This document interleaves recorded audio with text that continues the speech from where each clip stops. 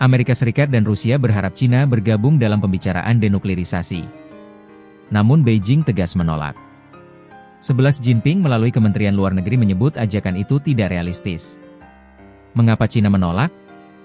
Dan apa dampaknya bagi keamanan global? Jubir Kemlu Cina, Kuo Jiakun, ajakan itu tidak masuk akal dan tidak realistis. Cina menilai kapasitas nuklir mereka masih jauh lebih kecil dibanding Amerika dan Rusia. Fokus utama seharusnya pada dua negara pemilik senjata nuklir terbesar dunia. Dengan kata lain, Beijing ingin menegaskan, bukan mereka yang harus paling bertanggung jawab atas ancaman nuklir dunia.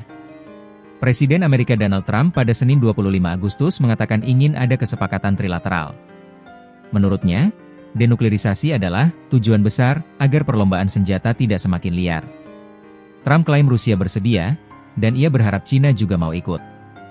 Bagi Trump, tanpa Cina, setiap kesepakatan pengendalian senjata akan pincang. Data SIPRI 2024, Rusia, 380 hulu ledak nuklir, Amerika, 3.708, Cina, 500, bertambah 90 dari 2023, Prancis, 290 dan Inggris, 225. Amerika dan Rusia menguasai hampir 90% senjata nuklir dunia. Dari angka ini, terlihat jelas ketimpangan kekuatan. Bagi Cina, mereka masih pada level minimum deterrence atau sekadar cukup untuk bertahan. Cina mengklaim tidak ikut perlombaan senjata. Fokus mereka adalah mempertahankan deterrence strategis di Asia. Penolakan ini juga bagian dari strategi. Jangan sampai Cina terikat perjanjian yang membatasi modernisasi arsenal mereka. Dengan hanya 500 hulu ledak, Beijing merasa masih perlu mengejar keseimbangan strategis dengan Washington dan Moskow. Cina ingin menjaga ruang manuver. Kalau ikut pembicaraan sekarang, mereka bisa kehilangan kesempatan memperkuat posisi nuklirnya di masa depan. Perjanjian terakhir, New Start, runtuh tahun 2023 setelah Rusia menarik diri. Sejak itu, tidak ada lagi batasan resmi jumlah hulu ledak. Dunia kembali pada situasi mirip era Perang Dingin, ketika negara-negara bebas meningkatkan persenjataan nuklir.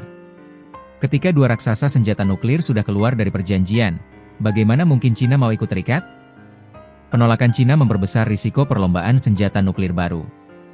India dan Pakistan bisa terdorong meningkatkan arsenalnya.